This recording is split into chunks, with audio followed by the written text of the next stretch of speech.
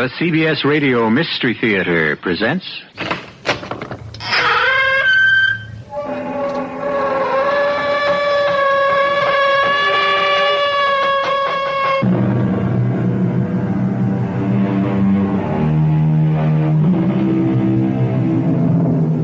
Come in.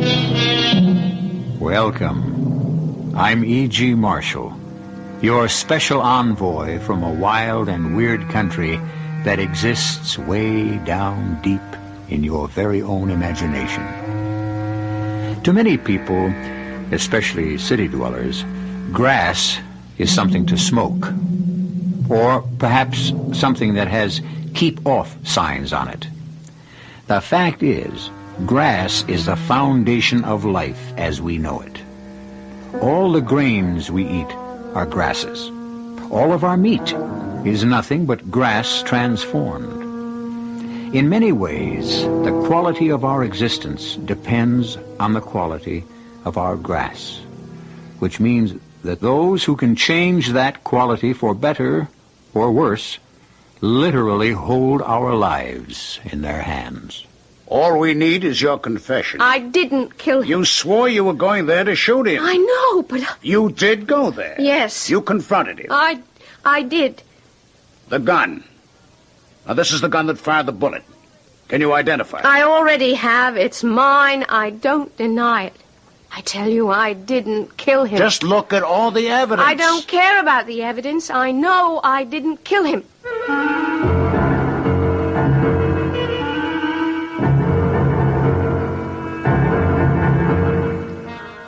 Our mystery drama, Snake in the Grass, was written especially for the Mystery Theater by Sam Dann and stars Sandy Dennis. I'll be back shortly with Act One.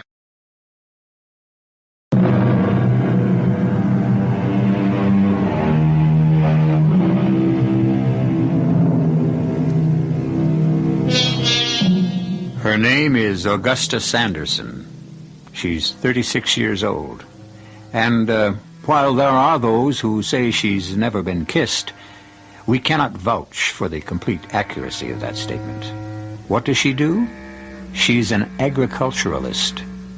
An unusual occupation for a woman? Don't say that. We live in liberated times. You'd be surprised at the things women can do. You might venture to inquire why they want to do them, but that's another story. Our story begins in a quiet university town in the Northwest. Hey, ma'am. I'll thank you not to patronize me. Well, all I said was... I'll thank you not to call me ma'am. Ma'am is short for madam, and I am neither the mistress of a household nor the keeper of a brothel. Well, I only wanted to say hello and welcome to Pete's for 25 years, an oasis for the thirsty. I have a B.A., an M.A. and a Ph.D. I hold the rank of full professor at the School of Agriculture. I don't have to be addressed as ma'am as if I were some fragile Victorian lady. Well, how's Doc? Or, Prof? Now, I intend to become extremely inebriated. Oh? And it's just as well that I don't make a spectacle of myself. Let me have a... For what? I don't know. Tell me, what's best to make you forget? Well, nothing can ever really make you forget. Very well.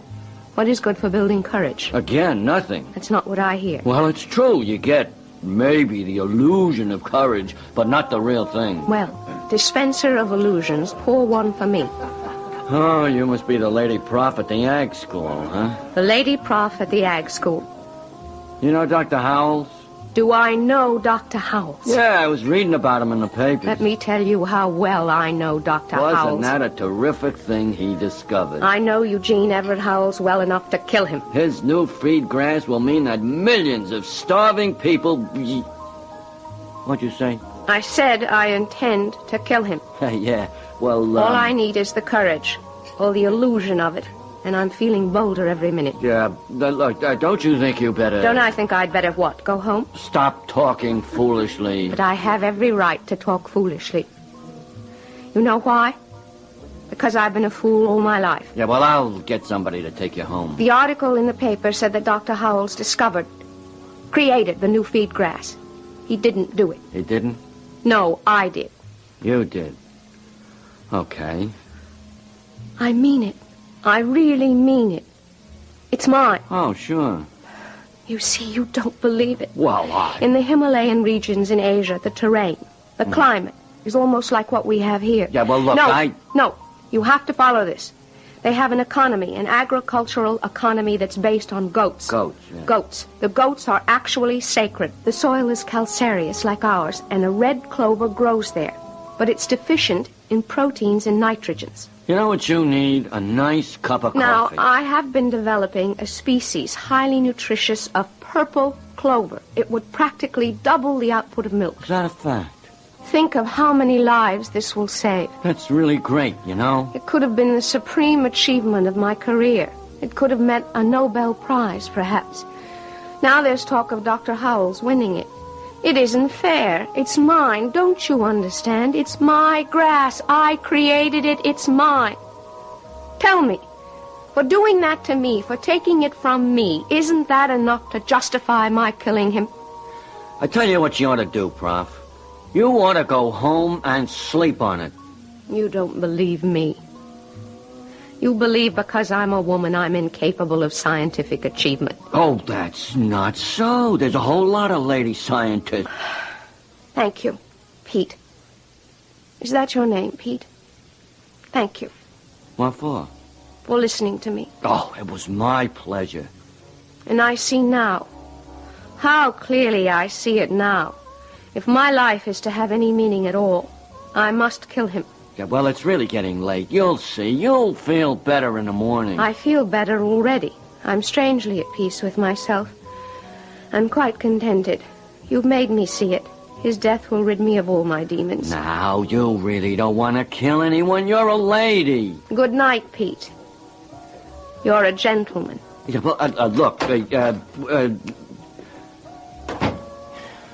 James, well, she's got to be crazy. But what if she ain't crazy? Maybe I better...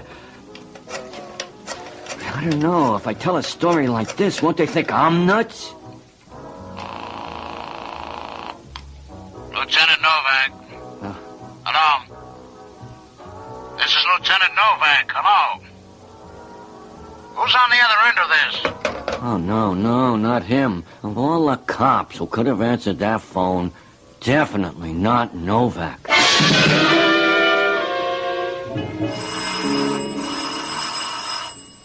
Huh? Oh. Whoa. Someone's at the door. Just a minute! Oh, who could be ringing the bell at this hour? It's noon. How could I have slept till noon? Just a minute! I'll get on my...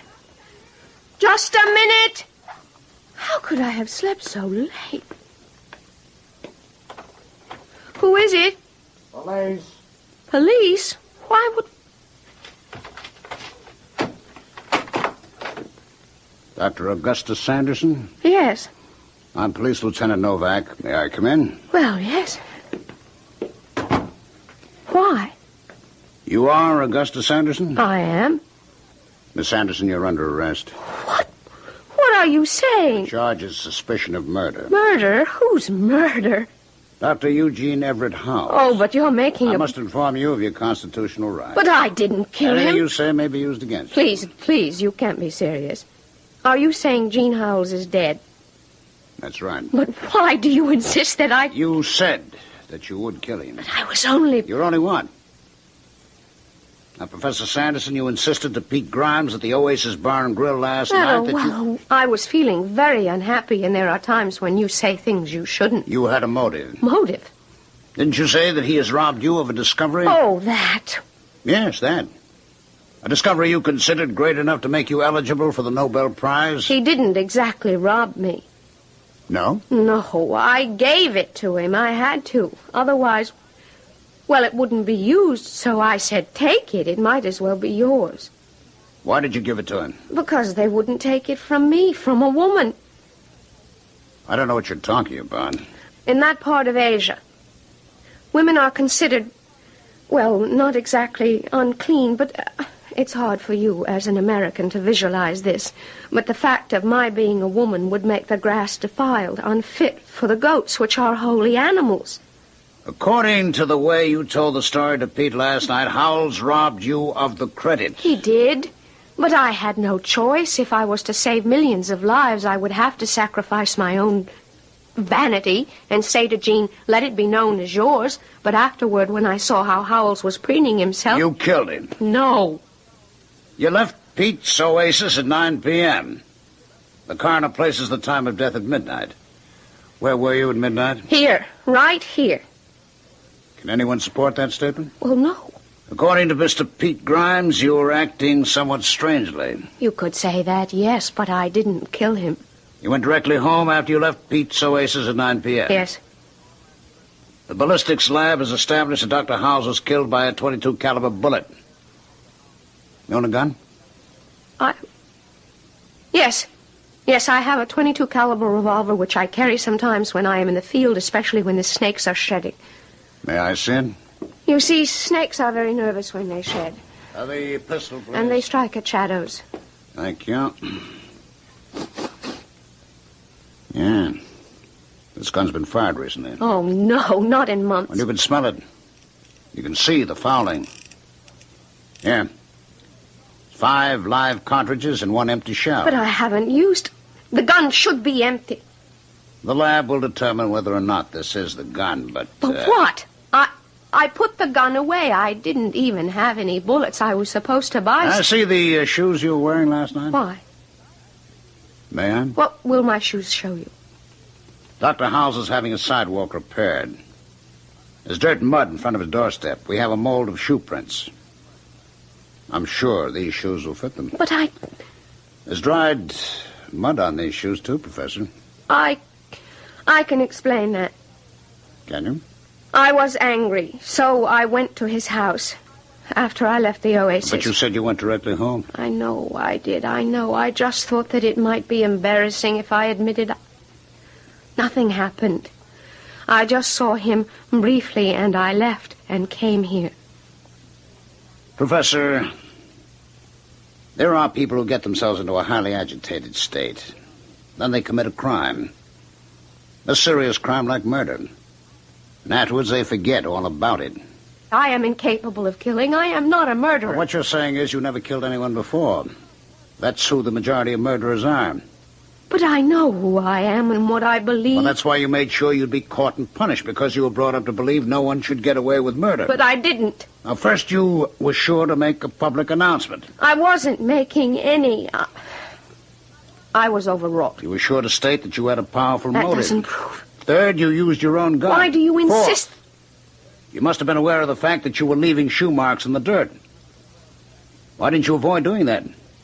Why couldn't you at least wipe off the mud? Now you just think about it. Detective, I don't know what to say.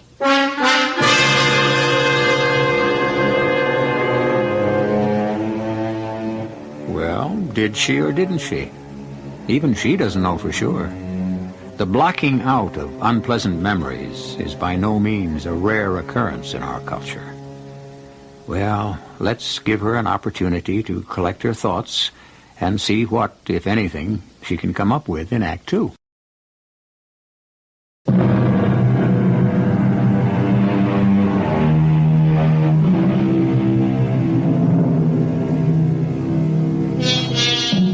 They say the wish is the father of the deed, which is why we have inhibitions, no? After all, if every time you felt like killing someone, you did it, who among us would be out of jail? And so, here we have Augusta Sanderson, Ph.D., a learned professor of agriculture, about to be booked on a charge of homicide. Talk about still waters running deep. Here is a quiet brook that apparently has no bottom. What are you going to do with me, Lieutenant Novak? Take you in, book you. Lieutenant, please, give me a chance to think. Now, that's not my job. But I have to get my thoughts together, and how can I think in jail?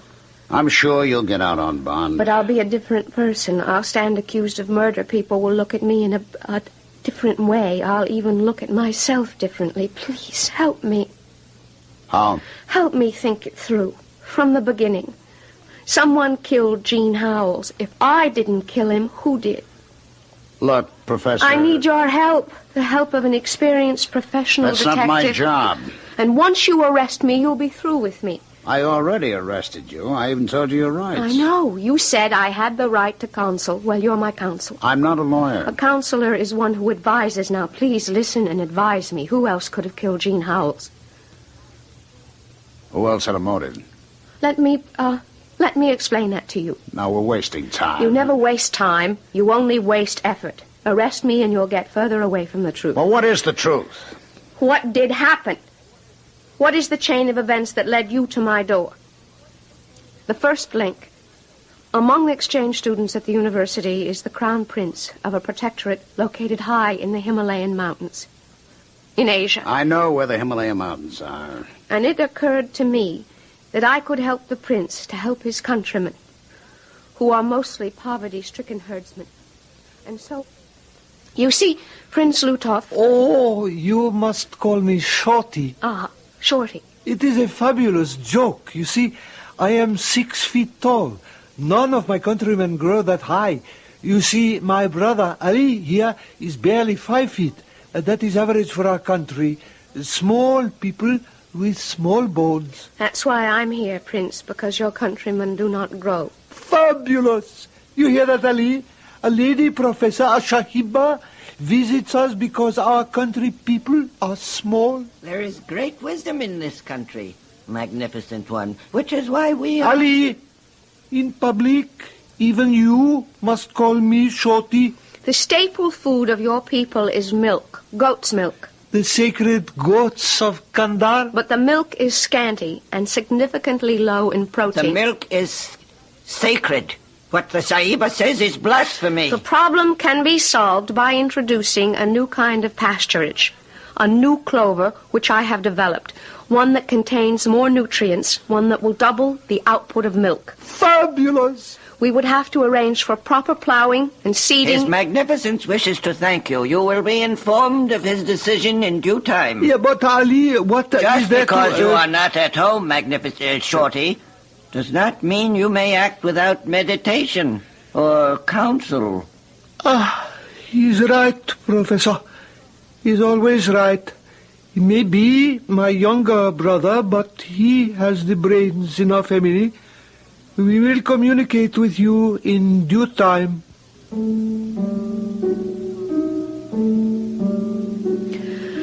I didn't know what to think.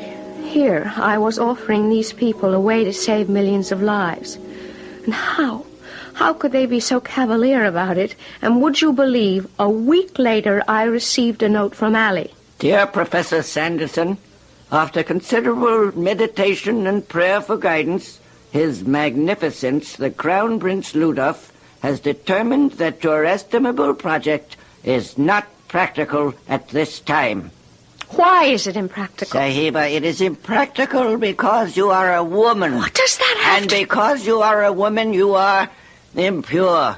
Really? In what way? In our country, you would not be permitted to come in contact with the goats of Kandar, which are sacred beasts. But I'll have nothing to do with your goats. You will have provided them with food. The people will ask, this new grass, from whence does it come?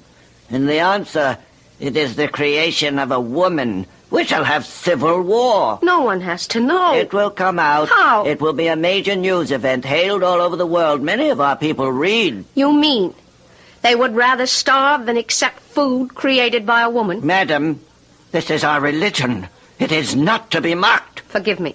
Now, we appreciate your concern, Professor, but we must analyze the entire problem.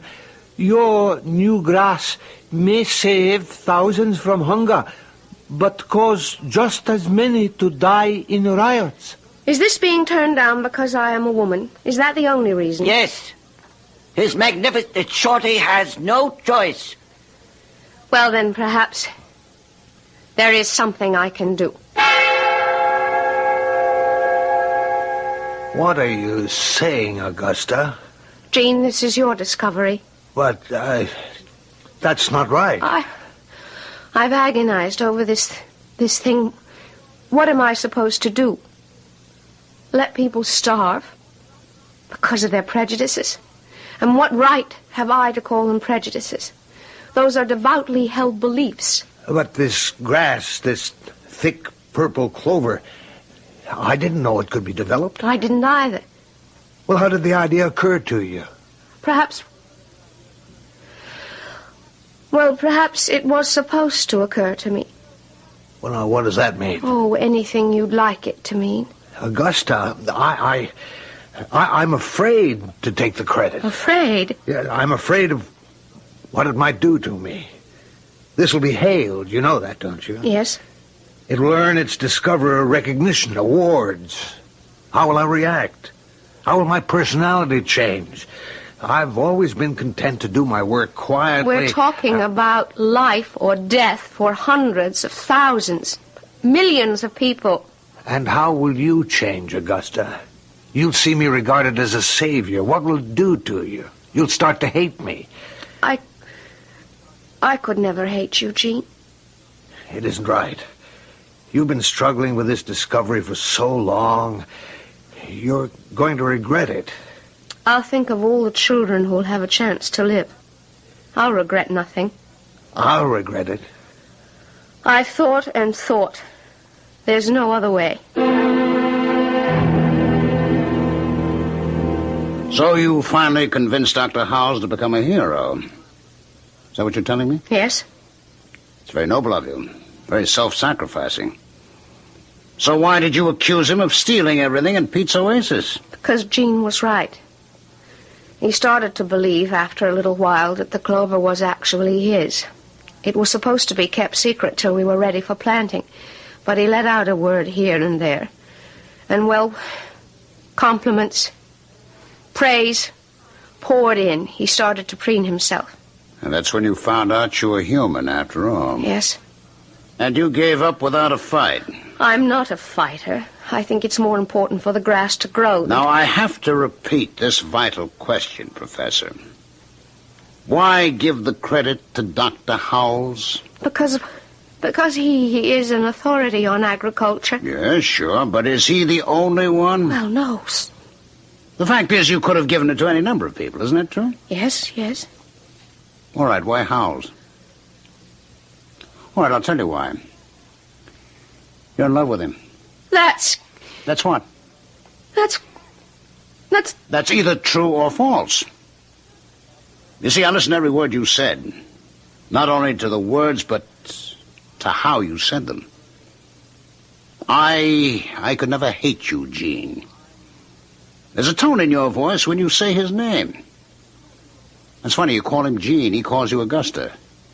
It's kind of formal, isn't it? Everyone calls me Augusta. But as far as you're concerned, Dr. Howells wasn't everyone. I admit, I confess, perhaps, why shouldn't I have felt that I was in love with him?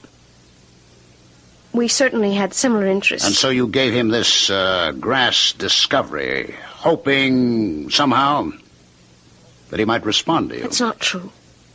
It isn't, huh? I gave him the credit because of the starving people. Sure, and also because he might feel he owed you something.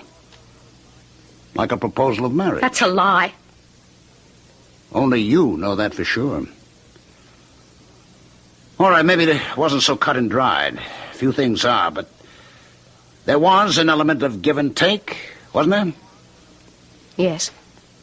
But your generosity didn't change the nature of your relationship with Howells, did it? No. It was still friendship, at best, wasn't it? Yes. And that's what really infuriated you, wasn't it? No. You were, as they say in the books, the woman spurned. Please believe me, I didn't kill him. I'm afraid we have to go. Where? To police headquarters. But I'm innocent. Professor Sanderson, I admire you. You're a woman who worked hard against a lot of odds to get where you are. On the way, you must have missed out on many things. Please, I am telling you I am innocent. There was something between you and Howells. No. Well, what did happen? You're giving me a story about some purple grass, some Asiatic prince. Some deal you made to give Howells the credit for something. Now, how do I know any of it is true? What are you saying? This business about the grass, all I've got is your word for it. I tell you it's true. Well, all right. There's only one way to find out. Isn't there?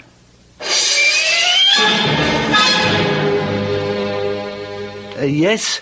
How may I help you? Prince, Your Highness. Shorty.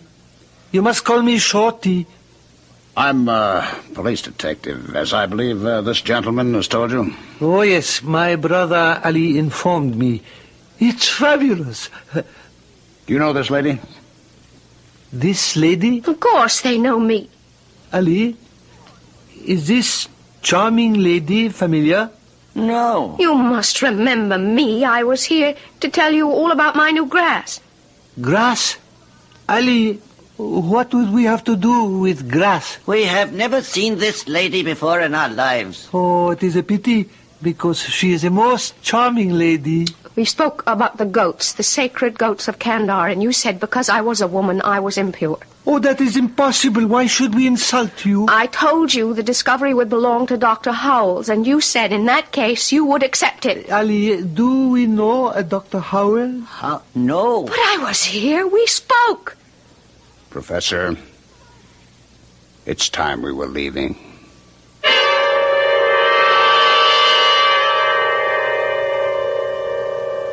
Ever get the feeling that everybody around you is crazy and you're the only sane, sensible person in the room or even in the world? If you ever did, you are in a perfect position to appreciate what is going on inside Professor Augustus Sanderson at this very moment. Well, we still have the third act to come, and we usually manage to sort these things out.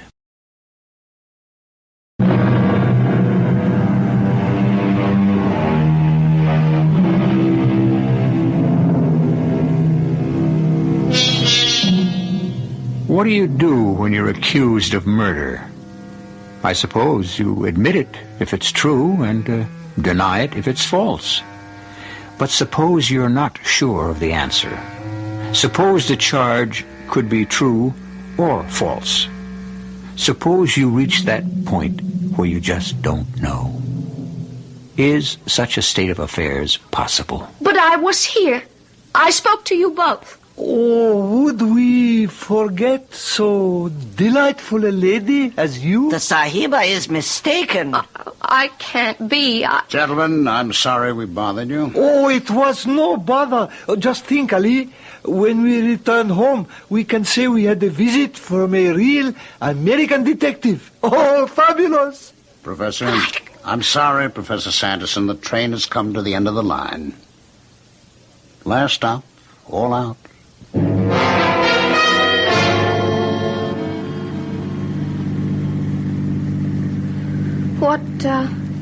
What does one bring to a jail? Well, a toothbrush, a change of clothes. Like I say, you've got a good chance of being out on bond. Thank you. Lieutenant Novak, I can prove that I gave the credit for the discovery to Dr. Howells. Well, suppose you did. Then that would prove that those two are lying. No, it will only prove that you gave the discovery to Dr. Howells for reasons of your own. What reasons would I have? Personal reasons. And that's why you killed him. I still say I didn't do it.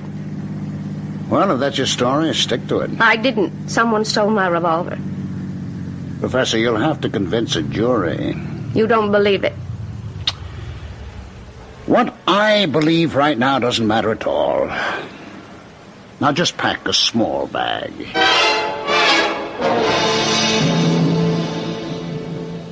Ali? Yes, Magnificence.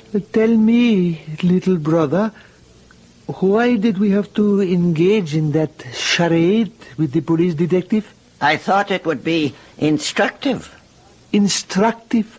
Why have we come to this most democratic of all countries? You were the one who insisted. I know.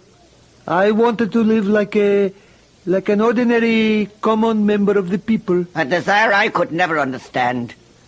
Well, the common people, whether they be ignorant shepherds or sophisticated Americans, act alike as far as the police are concerned. Is that true? When questioned by police, the common people in America do exactly as our people do. But they have a most picturesque phrase for it. They clam up. Clam up. How beautifully descriptive. In both countries, one simply does not become involved with the police. And so, when I heard there was an officer at the door, I decided to act in our best interests. Who knows where a thing like this could lead? Clam up. It is, after all, my duty to advise you. Fabulous. Are you ready, Professor? As I said, you don't have to pack too much. Lieutenant, Lutoff and his brother Ali were lying. It's all in the hands of the jury now. Don't say that. Well, what do you want me to say? Look, I want you to know something. I like you. Please don't. Don't what? Don't say meaningless words in an attempt to make me feel better. I like you. Because you're a woman who's smart. Who's good looking. If you really liked me, you'd listen to my story. Because I like you, I'm advising you to change it. You want to beat this, don't you? Tell the truth. The truth is always the best defense, no matter how bleak it looks.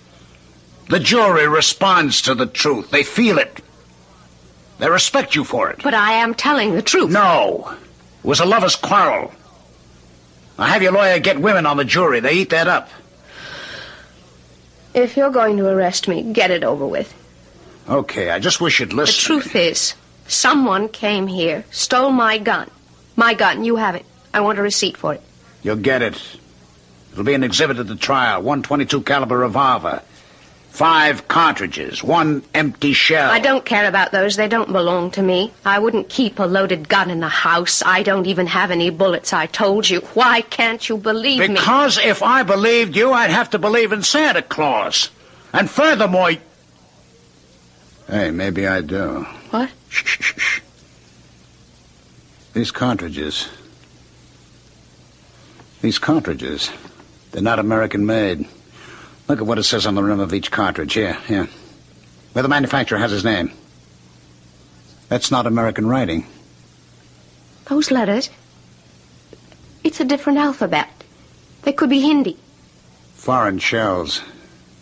Made in India. Nobody sells them around here. It was the younger brother, Ali. Hold it. I know why it was Ali. Let me tell you, from the very beginning, he was the one who was opposed to the... Now, hold it a minute. This is Lieutenant Novak. I need something in a hurry. You got that Crown Prince going to the college and his brother? All right, get the phone number. Call him. Say it's a routine annual inquiry about guns. Ask if he has one, and what kind. All right, call me right back at this number. 227-8308. Yeah. The bullets have to belong to Ali. Only if he has a .22 of his own. It was Ali, I know it. How can you be so sure? He came here, he stole my gun, but it was empty. It was nighttime, the stores are closed. Where can he buy bullets? He can't, so he goes home, he gets his own. He would only have those bullets if he owns a .22. He has to. He must. It's the only thing that makes sense. All right. Even if we can prove these are his cartridges, you know what he can say?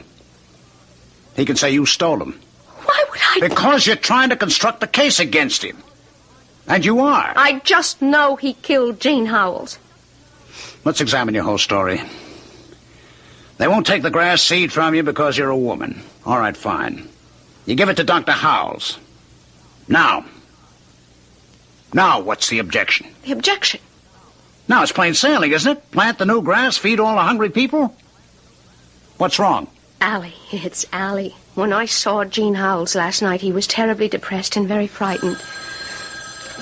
Lieutenant Novak. Yeah. Oh, he does. Okay. Prince Ali has a .22 pistol registered in his name. Which means these are his bullets. You said Dr. Howells was depressed? Why? Why? Let me think. I was so angry and upset when I went to see him.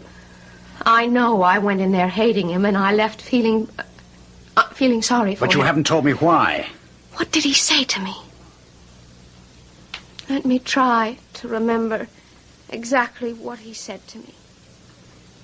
I wish I'd never heard of that clover of yours. Really? The last time I read the papers, it was that clover of yours. It's mine only because that's how you'd have it. I told you this would happen. You'd have second thoughts, and I'd have a guilty conscience. I'm sorry. It is all my fault.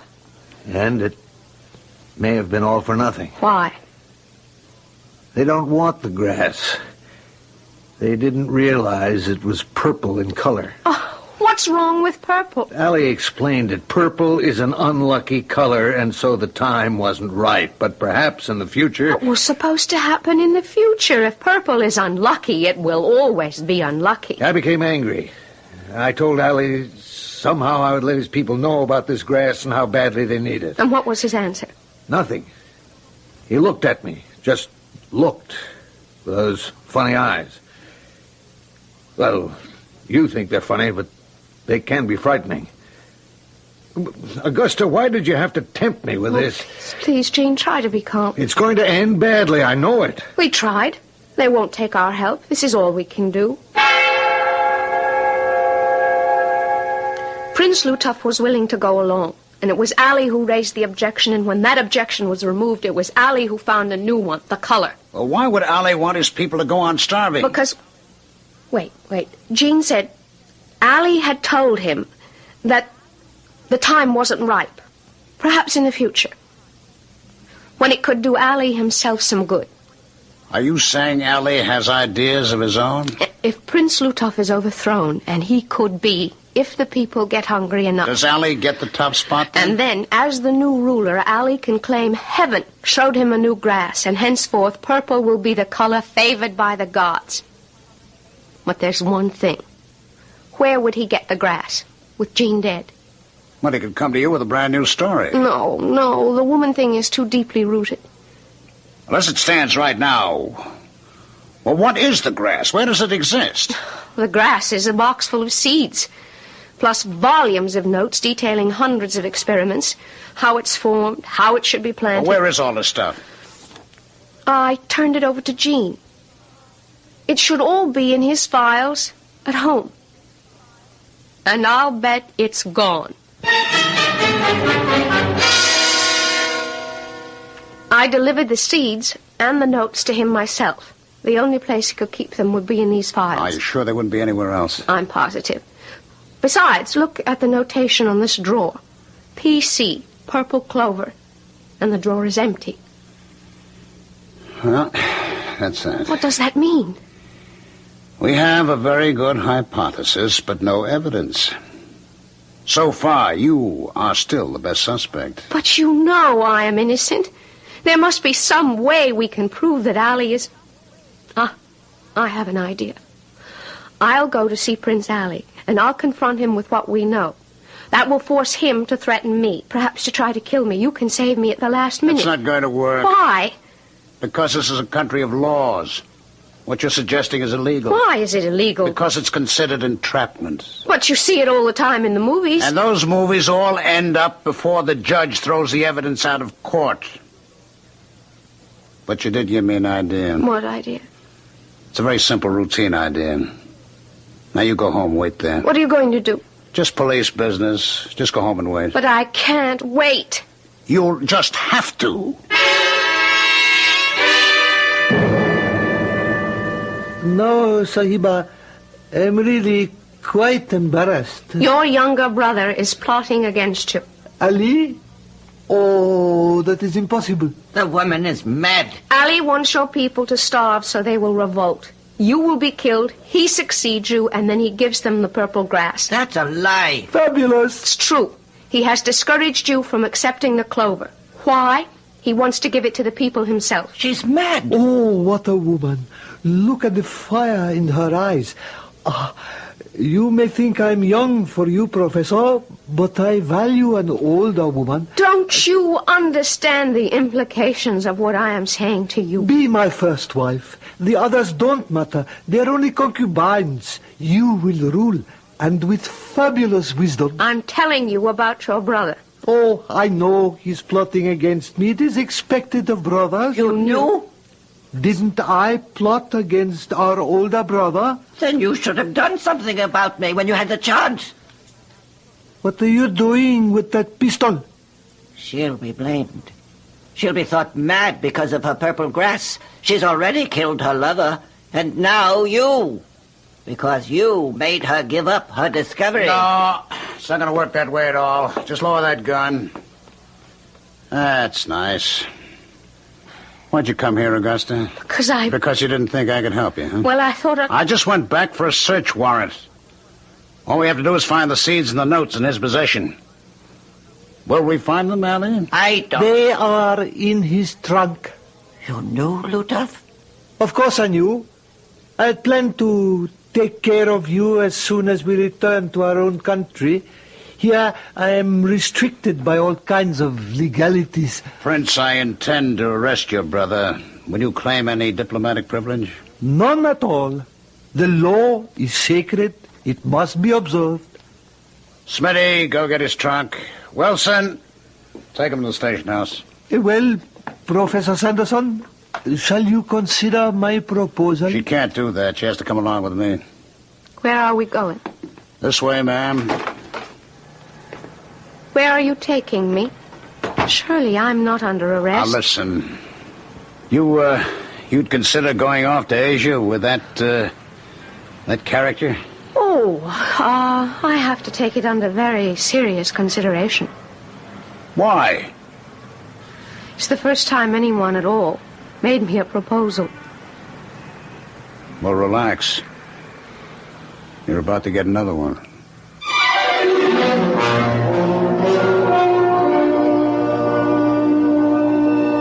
And she did.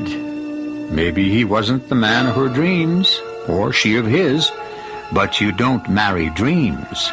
You marry reality. And reality can be much more satisfying. We'll have more reality when I return in just a few moments.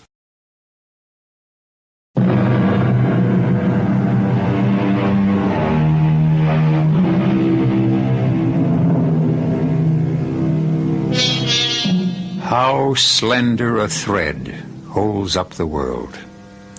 If 1,000,000 goats can each give an extra pint of milk a day, that can mean the difference between life and death for thousands of children. The true heroes are the overlooked and unknown heroes who probe daily to solve the really great mystery. How to get an acre to yield another few bushels, or a hen to lay another egg. Little things, and those little things will eventually make or break the world. Our cast included Sandy Dennis, Ralph Bell, Arnold Stang, and Robert Dryden. The entire production was under the direction of Himan Brown. And now, a preview of our next tale. He can't play with soldiers' toys anymore. No. He's not playing, Frau Müller. It's as if he's experiencing a religious... 10 years ago, when he was 12 years old, in 1917, we learned that his father fell in France. Since that day, he has been dumb. He refuses to speak. And he has made himself a little shrine. Now I understand. Now I know how to talk to him. Oh, Doctor, don't go near the table. Don't touch anything on the table. Carl Eric. Carl Eric! Put away that bayonet! I only mean to... Put down the bayonet! Carl Eric! Carl Eric! This is E.G. Marshall inviting you to return to our Mystery Theater for another adventure in the macabre. Until next time, pleasant dreams.